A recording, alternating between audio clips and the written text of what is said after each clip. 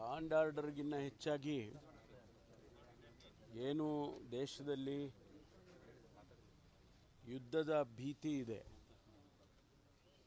ಮತ್ತು ಏನು ಗಡಿ ಪ್ರದೇಶದಲ್ಲಿ ಆಗ್ತಾ ಇರತಕ್ಕಂಥ ಚಟುವಟಿಕೆಗಳು, ವಿಶೇಷವಾಗಿ ಟೆರರಿಸ್ಟ್ ಆರ್ಗನೈಸೇಷನ್ಸ್ ಏನು ಅಲ್ಲಿ ಆಪರೇಟ್ ಮಾಡ್ತಾಯಿದ್ರು, ಅದರ ವಿರುದ್ಧ ಭಾರತ ಸರ್ಕಾರ, ನಮ್ಮ ಇಂಡಿಯನ್ ಆರ್ಮಿ ಕ್ರಮ ತಗೊಂಡಿದ್ದಾರೆ. ಮತ್ತು ಮುಂದೆ ಏನಾದರೂ ಕೂಡ ಇದು ಎಸ್ಕಲೇಟ್ ಆದರೆ, ಹೆಚ್ಚಾದರೆ ಯುದ್ಧದ ಪರಿಸ್ಥಿತಿ ಬರಬಹುದು ಅಂಥೇಳಿ ಈಗಾಗಲೇ ಕೇಂದ್ರ ಸರ್ಕಾರ ಪ್ರತಿಯೊಂದು ರಾಜ್ಯ ಸರ್ಕಾರಕ್ಕೂ ಕೂಡ ಒಂದಿಷ್ಟು ಸೂಚನೆಗಳನ್ನು, ಅಡ್ವೈಸರಿಗಳನ್ನು ಕೊಟ್ಟಿದ್ದಾರೆ. ಅದರ ಹಿನ್ನೆಲೆಯಲ್ಲಿ ಈಗಾಗಲೇ ನಾವು ಕ್ರಮಗಳನ್ನು ಜರುಗಿಸಿದ್ದೇವೆ.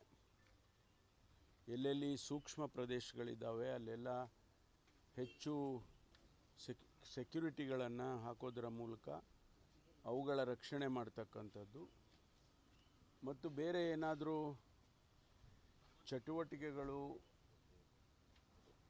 ನಡೆಯೋದಾದರೆ ಅದು ಎಲ್ಲಿ, ಯಾವ ಪ್ರದೇಶದಲ್ಲಿ ನಡೆಯುತ್ತೆ ಅಥವಾ ಯಾವ ಊರಲ್ಲಿ ನಡೆಯುತ್ತೆ ಅಂತ ನಮಗೆ ಗೊತ್ತಾಗೋದಿಲ್ಲ.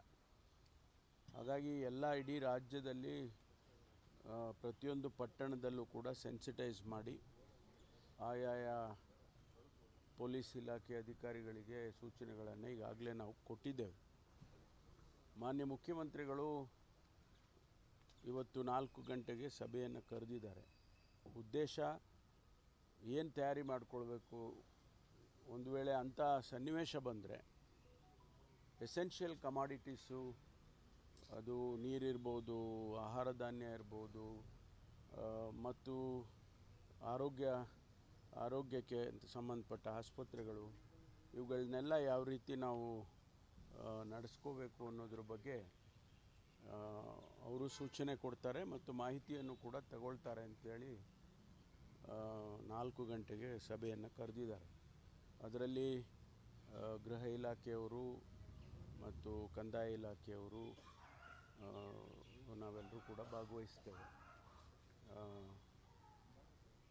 ಮತ್ತು ಏನಾದರೂ ಕೂಡ ನಿನ್ನೆಯಿಂದ ಈಚೆಗೆ ಏನಾದರೂ ಅಡ್ವೈಸರಿ ಬಂದಿದ್ದರೆ, ಕೇಂದ್ರ ಸರ್ಕಾರದಿಂದ ಸೂಚನೆಗಳು ಬಂದಿದ್ದರೆ ಅದನ್ನು ಕೂಡ ನಾವು ಚರ್ಚೆ ಮಾಡ್ತೇವೆ. ಇಲ್ಲ, ಅದು ಮುಂದೆ 2 ವರ್ಷದ್ದು ಅಂತಲ್ಲ, ನಾವು ರೆವಿನ್ಯೂ ಇಲಾಖೆಯಲ್ಲಿ, ಕಂದಾಯ ಇಲಾಖೆಯಲ್ಲಿ ಪೋಡಿ ಮಾಡಿರ್ತಕ್ಕಂಥದ್ದು ಮತ್ತು ಅವರಿಗೆ ರೆಕಾರ್ಡ್ ಆಫ್ ರೈಟ್ಸ್ ಕೊಡ್ತಕ್ಕಂಥದ್ದು, ಅದಕ್ಕೆ ಒಂದು ದೊಡ್ಡ ಸಮಾವೇಶ ಮಾಡಬೇಕು ಅಂತೇಳಿ ವಿಜಯನಗರದಲ್ಲಿ ಮಾಡಿಕೊಂಡಿತ್ತು. ಅದನ್ನು ಮುಂದಕ್ಕೆ ಹಾಕಿದ್ದೇವೆ. 2 ವರ್ಷದ ಸಾಧನಾ ಸಮಾವೇಶ ಅದು ಆಮೇಲೆ ಮಾಡೋದು, ಅದನ್ನು ಮುಂದಕ್ಕೆ ಹಾಕಿದ್ದಾರೆ.